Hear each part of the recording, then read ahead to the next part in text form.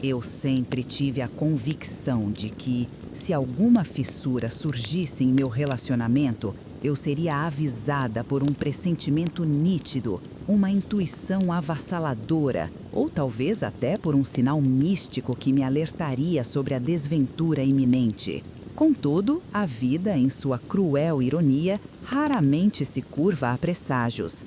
É espantosamente fácil, quando estamos imersos na rotina de um amor que julgamos seguro, ignorar os primeiros sinais do desastre, como se um véu de normalidade nos cegasse para a corrosão que se instala sutilmente. Eu, Isabela e Gustavo, meu companheiro de longa data, compartilhávamos mais de 7 anos de uma união que não ardia em paixão constante, mas era alicerçada em um amor profundo e uma sintonia quase telepática. Nossa convivência era uma dança harmoniosa, livre de grandes tempestades. No máximo, pequenas brisas de desentendimentos ou o estresse cotidiano, trivialidades de qualquer vida a dois. Por essa razão, admito, eu não possuía motivo algum para me sentir insegura. Gustavo raramente saía de casa sem minha companhia, a não ser para o trabalho. No entanto, neste último ano, uma série de comportamentos atípicos começou a se manifestar. Leves demais para gerar alarme, mas persistentes o bastante para tecer uma teia de inquietação. Suas viagens frequentes e solitárias aos fins de semana para a cidade natal. Essas ausências, imperceptivelmente a princípio, começaram a esculpir uma lacuna, um silêncio eloquente que eu ainda não sabia decifrar. As partidas de Gustavo eram sempre justificadas pela necessidade de visitar a família, em particular seus avós, um deles acometido por uma doença grave, à beira da partida. Ele narrava essa história com a voz embargada, os olhos marejados, um artifício que me impedia qualquer questionamento. Por incontáveis vezes, a pergunta "por que nunca sou convidada a ir junto?" borbulhava em meus lábios, mas o temor de parecer insistente ou grudenta me refreava. Na verdade, não era a ida em si que me perturbava, mas a ausência de um convite, de uma explicação que justificasse essa exclusão. Assim, escolhi o silêncio e permiti que as coisas seguissem seu curso sombrio. Ele, por vezes, tecia comentários de que odiava essas jornadas, que eram chatas e sem nada para fazer, e que sentia uma saudade dilacerante de mim.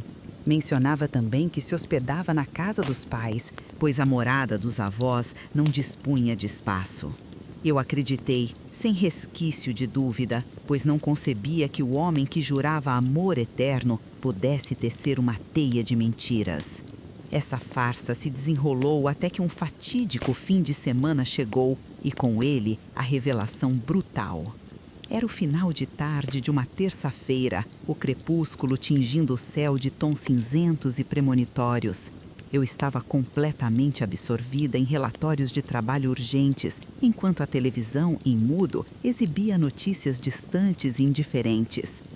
Gustavo, meu parceiro, havia avisado sobre uma reunião externa crucial que se estenderia pela noite. Normalmente, suas ausências não me causavam grande apreensão, mas nos últimos tempos, as noites em que ele não retornava se multiplicavam. E os pretextos soavam cada vez mais vazios. Nossas conversas haviam minguado, mas uma mensagem breve e fria, enviada mais cedo, "está tudo bem, não se preocupe", serviu como um balde de água gelada. Naquela noite em particular, a resignação pesava mais que a saudade. De repente, meu telefone vibrou, um arrepio percorrendo minha espinha. Era uma mensagem de Bruno, um velho conhecido da época da faculdade de Gustavo, cuja amizade eu acreditava ser inabalável. Eu os via juntos desde a adolescência. No entanto, há alguns meses, uma discussão acirrada os afastou, um prejuízo financeiro considerável, segundo Gustavo, que culpou Bruno pelo fracasso. A aparição do nome de Bruno na tela, sem qualquer aviso, despertou em mim uma curiosidade gélida. Um pressentimento de que algo terrível se revelaria. Mal abri o aplicativo de mensagens e uma imagem perturbadora saltou aos meus olhos. Uma captura de tela com a localização exata de Gustavo. Abaixo, a mensagem de Marcos, outro amigo em comum, implorando para me ligar, pois tinha algo muito delicado a revelar. Meu coração disparou em um ritmo frenético, um tambor de desgraça anunciando o inevitável. Eu já desconfiava que a notícia seria um golpe fatal. Marcos explicou com a voz carregada de pesar que, apesar de sua lealdade a Gustavo, ele sentia a obrigação moral de me alertar. Descreveu como Gustavo, na cidade natal, agia com uma imprudência chocante, como se não tivesse laços ou compromissos sérios. Contou sobre uma recente situação tensa envolvendo excessos e irresponsabilidade que gerou um constrangimento generalizado entre os amigos. E o golpe final. Marcos revelou que, embora Gustavo tivesse se envolvido com várias mulheres ao longo do ano, naquele último mês ele mantinha um relacionamento sério e íntimo, hospedando-se frequentemente na casa de uma moça chamada Patrícia. Com a localização exata em mãos, ele me instigou a usá-la para ver com meus próprios olhos, para que a verdade me atingisse em cheio.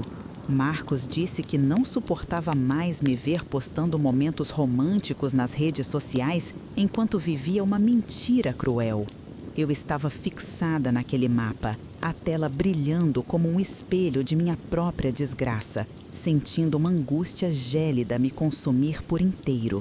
Minhas pernas, fracas e sem controle, tremiam incessantemente e minhas mãos, úmidas de suor frio, mal conseguiam segurar o aparelho. Era impossível assimilar as informações que acabavam de me atingir. Em um primeiro impulso, tentei fugir da realidade, uma tentativa vã de auto-engano. Cheguei a cogitar que Marcos estaria tecendo aquela história por pura vingança, sem um pingo de verdade. Contudo, foi nesse instante que as peças do quebra-cabeça sombrio começaram a se encaixar. Recordei-me das suas ausências contínuas, das viagens solitárias, sem jamais um convite. Percebi, então, como nossas conversas se tornavam vazias e esparsas quando ele estava longe. Eu, em minha ingenuidade cega, atribuía a culpa à sua dedicação à avó enferma. O peso da revelação me esmagou. Ninguém jamais espera que a pessoa que declara seu amor todos os dias, que jura viver por você, que oferece carinho e dorme abraçada, possa um dia estraçalhar a confiança depositada com uma traição tão vil. A mera possibilidade de que aquilo fosse real parecia mínima. Apenas um mês antes, nós dois estávamos de mãos dadas, sob o sol da Itália, celebrando 7 anos de um amor que acreditávamos ser indestrutível. Tirávamos fotos sorridentes, sonhávamos com nosso casamento, planejávamos um futuro linear e perfeito. Naquela época, suas visitas à família pareciam normais, sem qualquer sombra de engano. Ele era o companheiro atencioso e doce de sempre. No entanto, as palavras de Marcos começavam a ganhar um peso insuportável. Afinal, ele viajava muito e nunca me incluía. Ainda assim, eu precisava de uma confirmação irrefutável, algo que não deixasse espaço para desculpas esfarrapadas. Então, fiz o que sempre faço quando a verdade é nebulosa, busquei-a por conta própria. Enviei uma mensagem a Sofia, namorada de um grande amigo de Gustavo. Sempre nos demos bem nos poucos encontros. Mesmo com essa leve conexão, perguntei se ela tinha algum conhecimento sobre o que Gustavo estava aprontando, prometendo manter o segredo se ela confessasse. Diante da minha pergunta, Sofia demonstrou um espanto genuíno, confessando que acreditava que nossa união já havia se desfeito. A razão não era tê-lo visto com outra, mas ter descoberto uma página dele em uma rede social onde ele surgia em festas e noitadas sem qualquer menção a mim. Minha reação imediata foi o silêncio atônito. Um choque profundo que gelou minha alma. Em seguida, ela compartilhou o link da conta. E ao visualizar o conteúdo, um abismo de desespero se abriu sobre meus pés. Ela então proferiu um pedido de desculpas, alegando sinceramente que não tinha a menor noção de que ainda mantínhamos um relacionamento ativo. Complementando sua confissão, ela me confidenciou que atravessava um período extremamente delicado. Perdera o emprego e seu companheiro havia sofrido um grave acidente. Manifestei meus sentimentos de pesar, mas minha mente já não estava ali. Após algumas palavras protocolares, encerrei a ligação. No instante em que desliguei, as lágrimas, reprimidas por tanto tempo, jorraram sem controle. A amarga constatação de que Gustavo me ludibriava e que todos ao redor sabiam, exceto eu, me dilacerou. Compreendi que prolongar minha permanência ali, aguardando um retorno incerto, seria apenas uma tortura a mais. Tomei a iniciativa de ligar para Camila, minha amiga mais íntima, relatando a situação e questionando se poderia me abrigar em sua residência. Felizmente, ela prontamente aceitou, pedindo um carro por aplicativo e dirigindo-se a mim com uma velocidade impressionante. No momento em que Camila chegou, minha mente já havia traçado um plano de fuga, uma lista detalhada de tudo que me pertencia e que eu jamais abandonaria. Era a hora de romper os laços com o homem que me havia coberto de mentiras. A organização começou com minhas roupas e documentos vitais. Em seguida, recolhi os aparelhos eletrônicos adquiridos com meu próprio suor. Em certos momentos, a vontade de desabar em prantos era quase irresistível, mas Camila esteve ali, um pilar de força, impedindo que eu me desintegrasse. Ela insistia com uma firmeza quase mágica que Gustavo não era digno de uma única de minhas lágrimas e que eu precisava de toda a coragem para não ceder ao perdão. Mas, para mim, o perdão era uma palavra vazia. A única coisa que dominava meus sentimentos era uma raiva profunda e escaldante. Raiva por ter desperdiçado tanto tempo com um ser tão desonesto. Raiva por ter acreditado em suas juras de que jamais me trocaria. Aquele homem jurava todos os dias que seus olhos só me viam, que ele sequer notava a beleza de outras mulheres. E eu, tola e confiante, me deixei seduzir por essa farsa. Naquele exato instante, meu ódio por ele era puro, cristalino e mortal. Nossas finanças, vale lembrar, sempre estiveram mais separadas do que unidas, um presságio de nossa desconexão. A conta conjunta que dividíamos, um modesto montante de aproximadamente R$ 3.000, servia unicamente para a entrada de um futuro apartamento. Todas as outras despesas eram geridas através de contas separadas. Em um ato de decisão final, retirei todo o dinheiro dali, não deixando um único centavo para o indivíduo que me enganou. Paralelamente, contatei o proprietário do imóvel para informá-lo sobre minha iminente saída. O contratempo era que o contrato de locação estava em meu nome, exigindo uma atualização, a transferência do novo contrato para o nome de Gustavo. Embora eu preferisse não ser incômoda e pudesse ter postergado a conversa para segunda-feira, meu estado de profundo nervosismo e angústia não me permitiu. Foi com essa urgência emocional que enviei a comunicação no próprio domingo. Meu único desejo era romper os laços com aquele lugar o mais rápido possível, como se o ar ali estivesse envenenado. Juntamente com Camila, comecei a recolher meus pertences. Ao deparar com os álbuns de fotografias, uma pausa inevitável me dominou. A quantidade de experiências que vivemos lado a lado me causou uma dor imensa. Aquele sentimento foi tão avassalador que me impediu de simplesmente descartá-los. Estava emocionalmente incapaz de tal ação. Acomodei cuidadosamente tudo em uma de minhas malas de viagem, como um fardo pesado de memórias. Chegado o momento exato, meu foco era encerrar aquela árdua mudança e partir dali para sempre. Tínhamos conosco um adorável cachorrinho, Milo, um companheiro fiel, e a decisão de levá-lo era inabalável. Jamais ponderaria em abandoná-lo. Antes de fechar a porta, iniciei a minuciosa tarefa de desativar todos os serviços e contratos registrados em meu nome. As assinaturas digitais que mantínhamos, Spotify, Netflix, Amazon Prime, estavam todas vinculadas à minha identidade. Saí de cada sessão ativamente e, para aqueles que não permitiam cancelamento imediato, alterei as senhas. Uma satisfação quase sinistra me tomava a cada conta que eu bloqueava. Ele ficaria sem acesso a tudo, em uma escuridão digital. Paralelamente, liguei para a empresa de internet, solicitei o encerramento do plano e embalei o modem para devolução.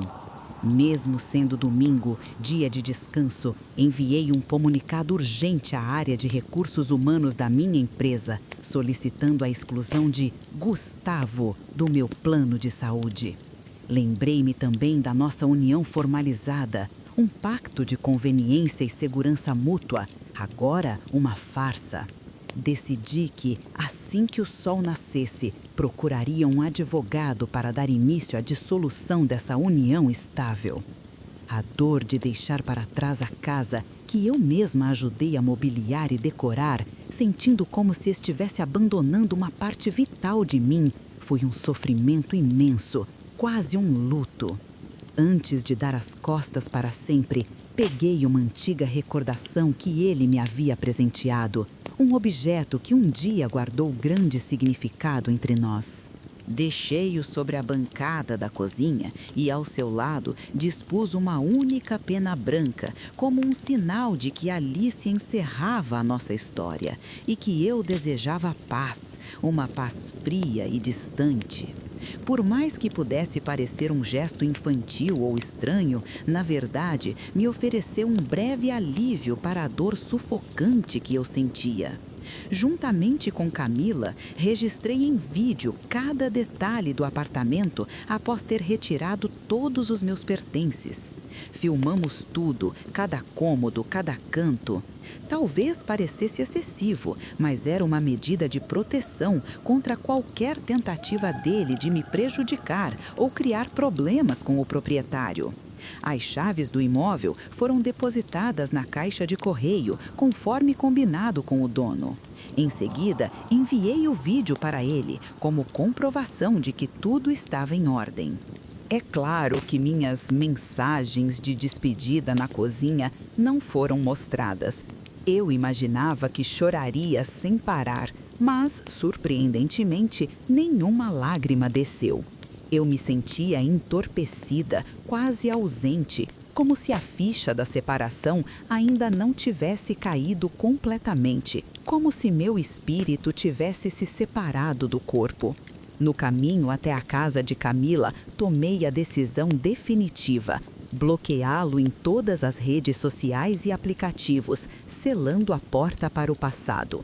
E, francamente, essa fase de transição não foi nada fácil, mas funcionou como um divisor de águas, permitindo-me, de fato, extirpar aquela pessoa da minha vida. Estava ciente de que isso não me livraria de suas aparições repentinas no meu local de trabalho, sempre com exigências de explicações.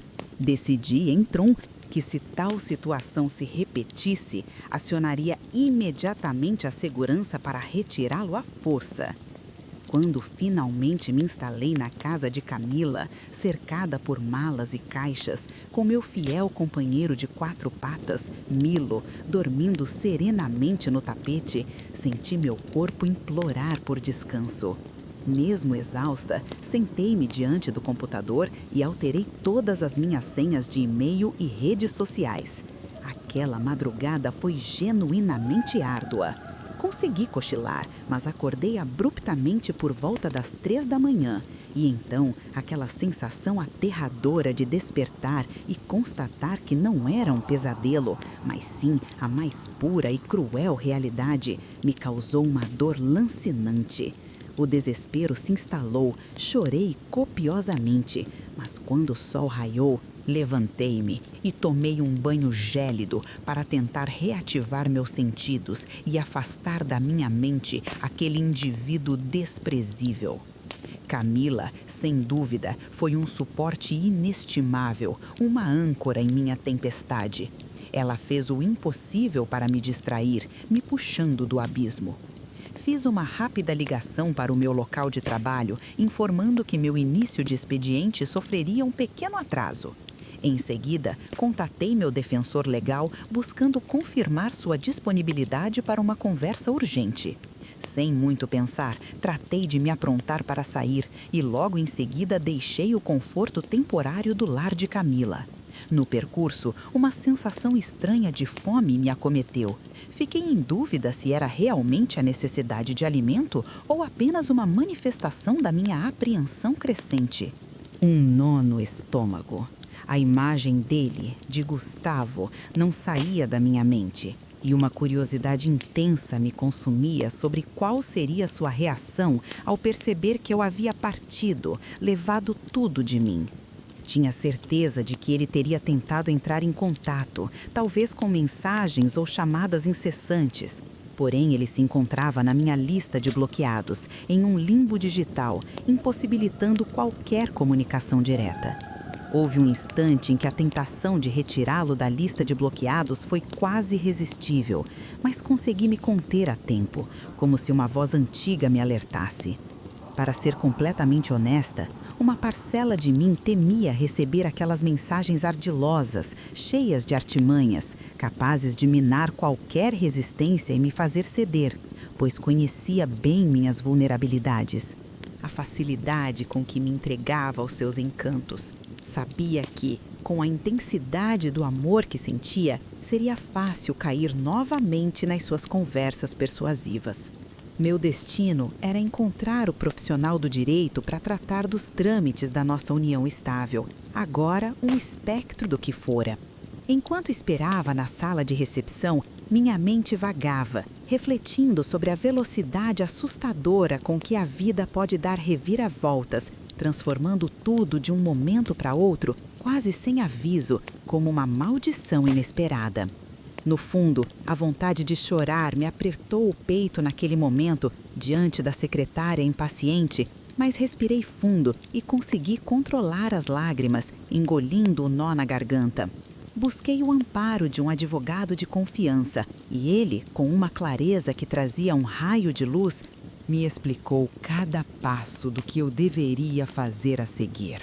Enquanto retornava para casa, meu celular começou a vibrar sem parar, como um chamado dos infernos.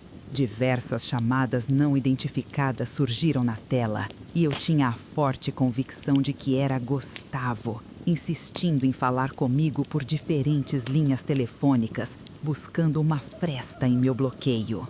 Decidi firmemente que não atenderia a nenhuma delas. Minha resolução parecia sólida, porém fui surpreendida por uma ligação de Juliana, a irmã de Gustavo. Por um impulso incontrolável, atendi, intrigada com o que ela poderia dizer. Embora nos conhecêssemos, nosso contato físico era quase inexistente. Mantínhamos uma comunicação esporádica apenas pelas redes sociais. Ela residia na mesma cidade dos pais e já havia estabelecido sua própria família ali. Contudo, eu a admirava e sentia que a admiração era mútua. Durante a conversa, ela me questionou diretamente sobre o que havia acontecido entre mim e seu irmão, e então, com a voz embargada pela dor e pela raiva, detalhei toda a história, sem omitir nada. Aconteceu que, para minha completa perplexidade, ela não tinha a menor ideia do que estava ocorrendo. Mas, ao mencionar os avós dele, a mesma desculpa que ele usava para suas viagens, ela, com uma expressão de pura angústia e revolta, revelou uma verdade gélida. Os dois já haviam partido há mais de 10 anos. Aquela informação não era apenas um choque. Era um trovão em céu azul, desvendando uma farsa ainda mais profunda e perversa. Ela ficou furiosa com o irmão, com uma ira que me fez sentir um vislumbre de justiça. Contou que ele implorou para que ela me ligasse, tentando me convencer a voltar para ele, a rastejar de volta para o seu engano. Contudo, Juliana demonstrou um profundo nojo pelo que ele me fez, uma indignação que me confortou, e insistiu que eu não deveria hesitar em deixá-lo para trás para apodrecer em suas mentiras. Essa ligação me causou ainda mais dor, uma angústia que vocês dificilmente podem imaginar. Não bastava ele ser desleal, ele também se mostrou um farsante completo, um monstro de duas faces. Naquele momento, o que me entristecia não era o término em si, mas sim a sensação angustiante de tempo jogado fora, de uma vida inteira de sonhos incinerada. 7 anos é uma eternidade. Não apenas um breve momento, mas um sacrifício. Retornei para a casa de Camila, sentindo meu corpo pesado de ressentimento, e comecei a resolver as pendências restantes, como uma bruxa desfazendo amarras. Tirei meus nomes das contas de luz e água, como quem purifica a própria energia. Isso me trouxe uma pequena, mas importante, sensação de que eu estava gradualmente retomando as rédeas da minha própria vida, tecendo meu próprio destino. Na terça-feira, recebi algo dele que não era um e-mail, mas uma carta escrita à mão, chegada como um agouro, carregada de uma energia nefasta. A tinta ainda parecia fresca e cada palavra era um soco no estômago, escrita em sua caligrafia que antes me confortava e agora só me revoltava. Ele dizia que precisava desesperadamente conversar comigo em seu apartamento, que tinha um monte de coisas para me explicar e jurava que me amava mais do que tudo nesta vida, que eu era seu único norte, sua bússola perdida. Perguntava freneticamente onde eu estava, afirmando ter rodado por todos os meus familiares, me procurando sem parar, dizendo que estava acabado, sem notícias minhas. Ele escreveu rios de tinta sobre o nosso amor, sobre todas as lembranças que construímos, numa tentativa barata e calculada de me fazer amolecer, de me fazer cair, de me arrastar de volta para seu pântano de mentiras. Que cara mais falso, que joguinho ridículo! Essa atitude só serviu para botar mais lenha na fogueira da minha raiva, uma chama negra que começava a arder dentro de mim. Afinal, se ele sabia que a gente tinha uma vida tão bonita juntos, por que se afundou tanto nas traições? Nenhum pingo de coragem ele teve para sequer pedir desculpas ou admitir que fez uma cagada. Mesmo com toda a fúria, eu não respondi nada. Eu sabia, com toda a certeza, que ele não apareceria na casa de Camila, porque ele não tinha a menor ideia de onde ela morava. Ela tinha se mudado para lá faziam poucos meses. O fato dele ter me enviado essa mensagem apenas reacendeu meu ódio. Se eu o encontrasse naquele exato momento, eu faria qualquer coisa para acabar com ele, para fazê-lo pagar por cada mentira. Senti uma completa tolice por ter confiado por tanto tempo naquele indivíduo desonesto. Uma imensa e pesada nuvem de vergonha. Acreditava em um amor que, de parte dele, simplesmente não existia. Uma ilusão cruel. Naquela semana, me vi calculando quanto dinheiro já havia investido naquele lar que compartilhávamos. Cheguei a um valor considerável, o que me provocou um acesso de raiva violenta, mas logo aquilo passou. A mobília e a decoração de uma casa podem ser refeitas, reconstruídas das cinzas. O mais difícil, contudo, era lidar com a bagunça que se formou dentro de mim, uma devastação emocional. A parte que mais me machucou foi encarar que tínhamos planos bem concretos de casamento e filhos, de um futuro perfeito, e de repente me vi desabrigada, deitada no sofá de uma amiga, tentando encontrar forças para recomeçar. Refleti bastante naquela noite sobre o manto pesado da escuridão e decidi que seria mais prudente procurar algum tipo de auxílio. Talvez fazer terapia, buscar um guia para minha alma ferida. Não que eu achasse que um profissional fosse resolver tudo instantaneamente, mas eu precisava de uma conversa com pessoas treinadas para me ajudar a manter o meu equilíbrio, a reconstruir meus alicerces. Naveguei pelo site do meu convênio e procurei opções, como quem busca um feitiço de cura. Consegui agendar uma consulta e só de ver a confirmação já senti um certo alívio, um respiro na tormenta. Nesse meio tempo, também me peguei pensando na leveza e nas alegrias mais simples da vida, nas pequenas chamas que ainda podiam brilhar. Eu decidi que não iria mais gastar um monte de dinheiro com a festa de casamento, nem me enrolar em dívidas por causa da viagem de lua de mel. Essa decisão me deu margem para pensar em outras coisas, em outros caminhos. Uma parte de mim, lá no fundo, sussurrou que eu poderia usar esse dinheiro para comprar ingressos para o show de uma cantora que eu gostava muito, algo que eu tinha deixado de lado antes porque ele não curtia, um sacrifício inútil. Eu sei que isso pode parecer bobo, insignificante diante de tanto sofrimento. Mas, sabe, quando a gente está sofrendo muito, é preciso achar um pontinho de luz no meio do escuro, uma pequena brasa de esperança. Eu sabia que meu caminho para ficar bem de novo seria longo, uma jornada árdua e cheia de espinhos. Logo comecei a pensar que precisava dar um jeito de parecer bem para os nossos amigos, para que ele soubesse que eu não estava me acabando de tristeza, que não tinha me tornado uma casca vazia. Eu estava triste, sim, e com raiva, uma raiva que me consumia, mas era algo que só eu e a Camila precisávamos saber, nosso segredo sombrio. Eu queria que todos vissem que eu tinha conseguido seguir em frente, que eu era uma guerreira. Não queria de jeito nenhum que pensassem que eu era uma coitada que só sabia chorar, uma vítima patética.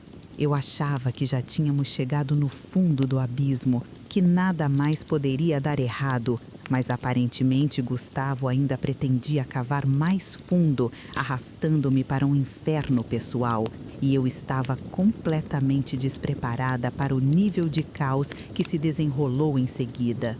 10 dias após minha partida, meu espírito ainda se sentia em farrapos. Porém, era crucial preencher minha mente com outras coisas, com o trabalho, com a vida. Eu me encontrava no estacionamento, no meu trajeto matinal até o prédio do meu trabalho, a caneca de café ainda morna em minhas mãos, quando, de repente, um som agudo e familiar rasgou o silêncio, chamando meu nome em alto e bom som. Um grito que me arrepiou a espinha. Ao me virar, fui pega de surpresa. Era ele, Gustavo. Que susto!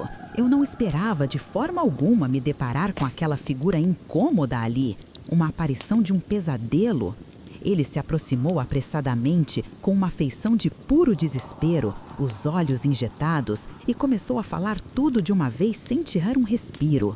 Despejou uma enxurrada de declarações absurdas, acusações que me fizeram ferver o sangue. Disse que o proprietário do lugar onde eu morava tinha ficado muito bravo porque saí sem avisar, que agora ele não tinha onde ir, já que não podia mais pagar o aluguel sozinho, e que eu tinha acabado com a vida dele, como se ele não tivesse acabado com a minha antes, como se ele fosse a vítima. E para piorar, ainda me chamou de insensível e egoísta. Ele gritou, esbravejou, chamando a atenção de todos que passavam por perto, transformando aquele estacionamento em um palco para sua miséria. Ele começou a gritar, levantando a voz de um jeito muito alto, distorcendo as palavras em um berro animalesco.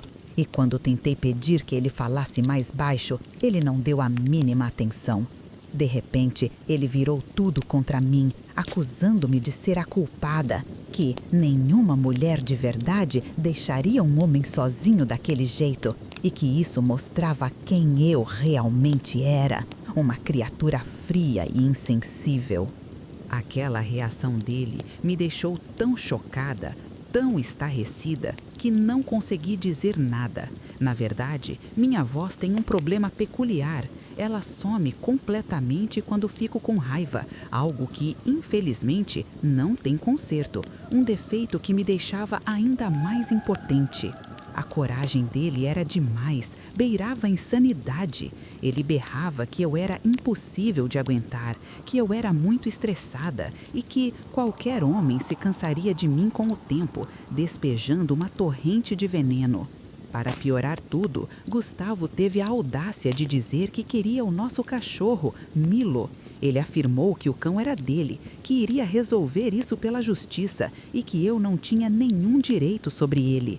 E o pior, ele ainda disse bem alto que eu maltratava o cachorrinho quando estava descontrolada. Uma mentira tão vil que me fez estremecer. Ele sabia que isso ia me atingir e atingiu mesmo.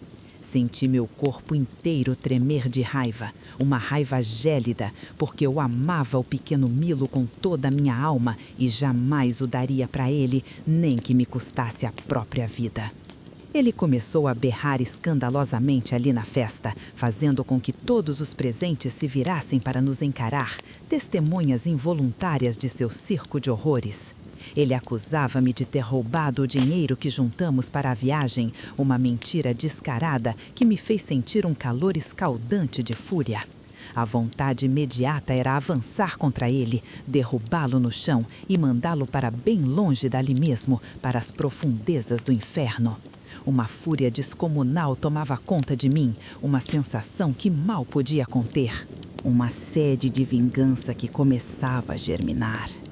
Ao mesmo tempo, um medo me assaltava, pois nunca o tinha visto agir de forma tão descontrolada e histérica, sem o menor pudor ou noção do ridículo que estava causando. E para coroar, ele ainda teve a audácia de anunciar que viria à minha residência para resolver a situação e pegar o que era dele, como se eu fosse um objeto a ser despojado. Por pura sorte, ele ignorava completamente o local onde a Camila se escondia, meu último refúgio seguro. Naquele momento, minha mente repetia sem parar como um mantra sombrio. Não é possível, depois de me trair de tantas formas, de destruir toda a minha confiança, ele agora quer invadir a minha vida e me tirar a paz. Que pessoa infeliz, doentia, um completo nada. A raiva que senti era digna do submundo, uma promessa de retribuição. Ameaçar levar o meu cachorro, o Milo, era uma afronta inaceitável. Ele me deu o Milo de presente quando comemoramos 5 anos juntos, um símbolo do nosso tempo de felicidade, agora maculado. Lembro-me perfeitamente do dia em que ele, de alguma forma inexplicável, conseguiu chegar à casa de Camila, um presságio de sua persistência demoníaca. Sei que pode parecer inacreditável, mas ele sempre dava um jeito de encontrar seus alvos. A forma como ele descobriu onde eu morava permaneceu um enigma, um detalhe que, na verdade, se tornou secundário diante do horror que aconteceu. O essencial é que ele apareceu ali, plantado em frente à minha porta, como uma assombração. Naquele exato momento, eu estava levando meu fiel companheiro Milo para seu passeio rotineiro, permitindo que ele cumprisse suas necessidades naturais do dia. Ao me aproximar da minha residência, meus olhos encontraram Gustavo ali, parado, fixando-me com um olhar que, embora familiar, carregava uma aura de arrogância incomum e perturbadora, quase bestial. Ele avançou na minha direção com uma atitude invasiva, tentando arrancar a guia das minhas mãos, como se o pobre Milo fosse apenas um objeto sem dono ou valor sentimental, um brinquedo a ser roubado. O puxão foi tão forte que senti meu braço quase se deslocar do ombro, uma dor aguda. Não hesitei em reagir de forma efusiva, chamando a atenção para a situação. Imediatamente, 2 homens que passavam pela rua, provavelmente retornando de sua pausa para o almoço, notaram a agitação e se aproximaram para ver o que estava acontecendo. A simples presença daqueles desconhecidos, testemunhas em potencial, me proporcionou um imediato senso de segurança e apoio naquele momento de tensão. Em voz alta, Gustavo alegou ter direito sobre o cão, dizendo que eu estava dificultando seu acesso a Milo e que sua intenção não era criar discórdia. Sua postura arrogante de instantes atrás parecia ter desaparecido, substituída por uma falsa calma. Ao perceber que atraíra a atenção de várias pessoas ao redor, Gustavo decidiu se retirar do local, mas a situação deixou em mim uma persistente sensação de que o assunto não havia terminado. Eu tinha a forte convicção de que os problemas estavam longe de acabar, pois Gustavo sabia exatamente onde me atingir, usando Milo como meu ponto mais vulnerável, meu calcanhar de Aquiles. Os 15 dias subsequentes foram marcados por uma constante apreensão, um medo gélido de seu regresso para me roubar meu precioso cachorrinho, meu pedaço de alma. Meu descanso noturno era perturbado, repleto de pesadelos vívidos, imagens de Milo sendo levado. Sempre que saía para as necessidades do meu fiel companheiro, certificava-me de que as ruas estivessem repletas de gente, buscando um véu de segurança na aglomeração como um escudo contra o mal. Eu sabia que Gustavo, com sua crueldade conhecida, tinha plena consciência do quanto Milo significava para mim e não hesitaria em usar essa vulnerabilidade para me ferir profundamente, para me esmagar. E, como temia, o golpe mais doloroso aconteceu. Certa manhã, durante um passeio rotineiro com Milo, uma motocicleta surgiu do nada, rasgando o silêncio da rua, tripulada por 2 indivíduos com capacetes escuros, como demônios sobre rodas. Um deles desceu rapidamente, empunhando uma arma e exigindo a entrega do meu cachorro. Recusei veementemente, o coração martelando no peito, e tentei empreender fuga, mas o homem, com uma frieza chocante, disparou contra minha perna. A dor física que senti foi indescritível, uma agonia avassaladora que me deixou sem chão, prostrada. Comigo imobilizada, contorcendo-me de sofrimento, a separação de Milo se tornou inevitável. Ele foi arrancado de meus braços, um grito silencioso de desespero escapando de minha garganta. Eles montaram na moto e desapareceram na distância, levando consigo meu amor. Notavelmente, nem meu celular, nem meu dinheiro lhes interessaram. O alvo era unicamente o meu pequeno companheiro, minha razão de viver. Deixada caída na calçada, gritando de angústia e exausta pela dor, vi pessoas começarem a se aproximar, alheias ao meu inferno pessoal, suas vozes distantes e vazias. A partida repentina do meu querido amigo de 4 patas, o pequeno Milo, deixou um vazio tão grande em mim que parecia que uma parte essencial do meu coração também tinha sido arrancada, levada para um abismo. A dor que senti ao testemunhar eles levando meu cachorrinho foi 1000 vezes mais intensa do que qualquer ferimento físico que eu pudesse ter sofrido, uma ferida na alma que jamais cicatrizaria. Naquele exato momento, enquanto esperava pelo socorro chegar, tudo o que eu conseguia pensar era no meu cachorrinho e se ele estaria bem, se aqueles monstros o tratariam com dignidade. Eu tinha uma certeza muito forte, uma convicção inabalável de que Gustavo, meu ex-companheiro, era o culpado por essa terrível ação, a mente por trás da crueldade. Os detalhes sobre o período que passei no hospital não são importantes para a história. O crucial é que, assim que fui liberada para ir para casa, procurei as autoridades para registrar tudo. Expliquei minhas suspeitas, com cada palavra carregada de raiva e desespero, e contei sobre o incidente que aconteceu alguns dias antes, quando Gustavo foi até minha casa e tentou pegar o cachorro na frente de todo mundo, mas foi impedido por 2 pessoas que estavam por perto. Mencionei também que ele vinha me ameaçando levar meu cachorro, principalmente porque eu tinha acabado de me separar dele e ele queria me ferir onde mais doía. A polícia anotou tudo o que eu disse e registrou o boletim como um roubo. Depois, foi feita uma perícia no local onde meu cachorro foi levado. Foram pedidos os vídeos das câmeras de segurança da área. Passados alguns dias, nenhuma informação útil apareceu. As câmeras de segurança não conseguiram mostrar os rostos dos envolvidos de forma clara. Além disso, descobrimos que a placa da moto usada na ação era falsa e os sujeitos que cometeram o crime não foram encontrados pelas autoridades, como se tivessem sido engolidos pela escuridão. Naquele momento terrível, aquele indivíduo insidioso, que eu ingenuamente considerava um aliado, conseguiu me despojar de algo que possuía um valor inestimável, não apenas material, mas profundamente sentimental e espiritual: meu Milo. A dor que se abateu sobre mim então foi algo avassalador e profundo, transcendendo a mera decepção. Era a agonia de ver meu espaço mais íntimo profanado, a confiança depositada em alguém brutalmente estilhaçada em 1000 pedaços. Aquele ser que se revelou um verdadeiro demônio de pura ambição e maldade roubara o próprio cerne da minha paz e felicidade, levando consigo a luz de meus dias.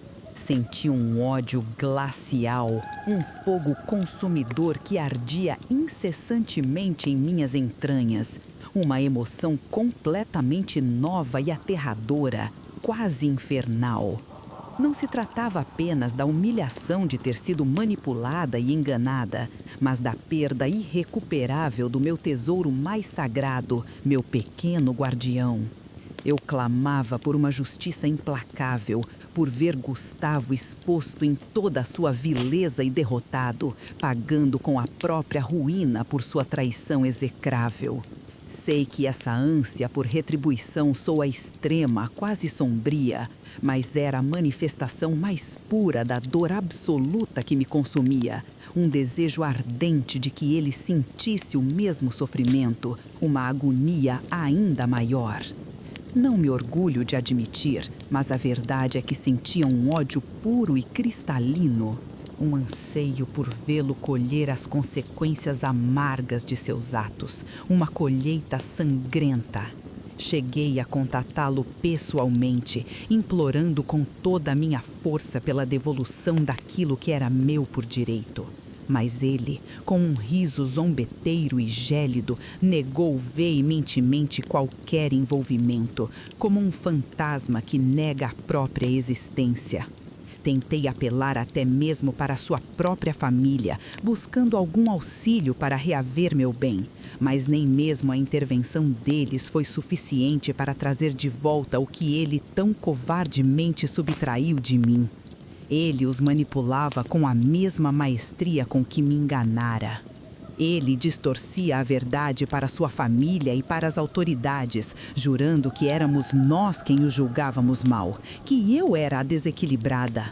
Nem a polícia, nem sua própria família se importaram em resolver essa situação, o que intensificava meu desespero a cada dia que passava, alimentando a chama da vingança em meu coração. Era impossível provar seu envolvimento nos acontecimentos, deixando-o livre da justiça humana. Foi então, no meu auge de desespero, com o coração em frangalhos e a alma em chamas, que recorri a meios sombrios, a forças ancestrais que a razão não explica.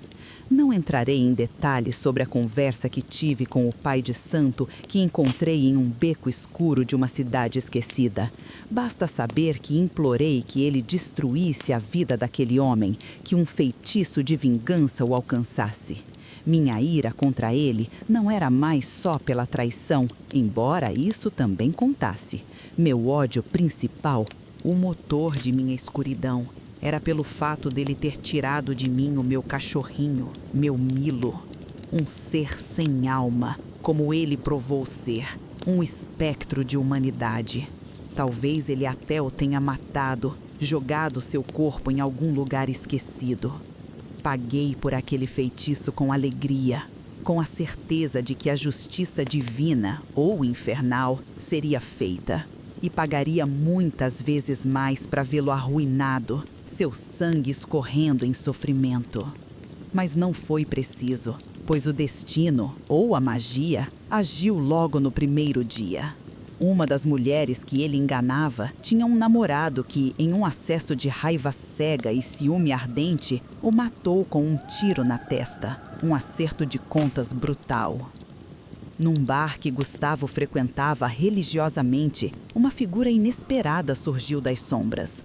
De um jeito que ninguém esperava, o sujeito sacou uma arma e atirou nele, atravessando sua testa com chumbo frio, um silêncio eterno.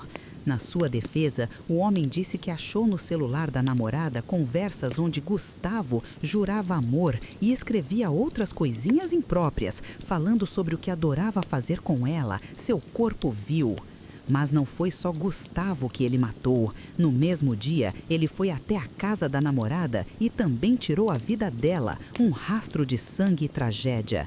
Por minha parte, não consegui ter nenhum prazer nisso tudo, nenhuma satisfação na vingança, porque meu Milo não apareceu, minha alma ainda clamava por ele. Tenho divulgado fotos e avisos em redes sociais, oferecendo prêmios para quem der notícias, implorando por um sinal, mas até agora não tenho nenhuma novidade. Cada dia é uma batalha.